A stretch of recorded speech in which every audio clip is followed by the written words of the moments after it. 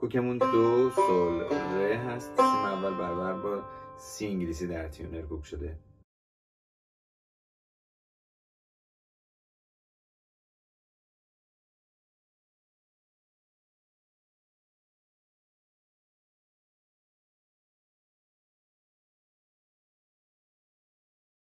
در این قطعه فاسوری، سی بمول و میکرون داریم. سول سول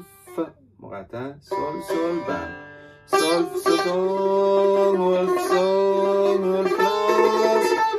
سول میره، سول میره بم ریز، راست راست راست راست ریز، دو ری می دریل ری می راست چپ، فا دریل می فا راست چپ، سول دریل فا سول راست چپ، سول بم، سول فا می فا سول راست چپ راست راست چپ فا سول راست راست، سولا سولا بالا بالا می سول ری فا ری میر میس فا سول مقطع، سول می انگشت دوم، سول فا می فا سول راست چپ فا سول لا سول فا سول فا می ری می مقطع، راست چپ راست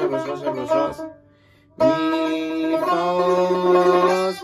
فام بم میر می میاد انگشت اول، می فاس فا میره راست می فاس فا میره سه باری می فاس فا میره رو میزنیم راست ره سیل سیلا سید لابم لسیدم سیلم لسول. لا انگشت اول چپ میخوره، لا سید لا سول فاس فا سول. انگشت سوم همه اشاره داشتن، لا سول سول به فا اشاره میکنم مقطع، سولا سول اومد انگشت اول که لا بتونه اشاره کنه به سی، لا سول می فا سول مقطع، لا سول فام بمیر می فاس می اومد انگشت اول فا به سول اشاره کرد، بم فام بمیر ره مقطع، ره می فاس به می یک اومد پایین، فا به سول اشاره میکنه، می فی بم می فاس می بم میره، ره می فاس به می یک اومد پایین، می فی بم می فی بم فاصلا اینجا فا رو به سول میزنیم اشاره میکنیم، میره به سمت لا، ریز میده به سمت سول، لا سول بم فام بمیر بم سفام بمیر بم ریم دوره مقطع، دو سی کرون هست، راست چپ دوره راست چپن، دو میره راست چپ ری دوره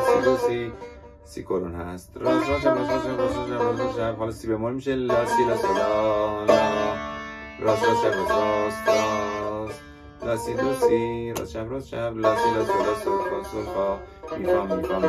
کمان میخوره، راست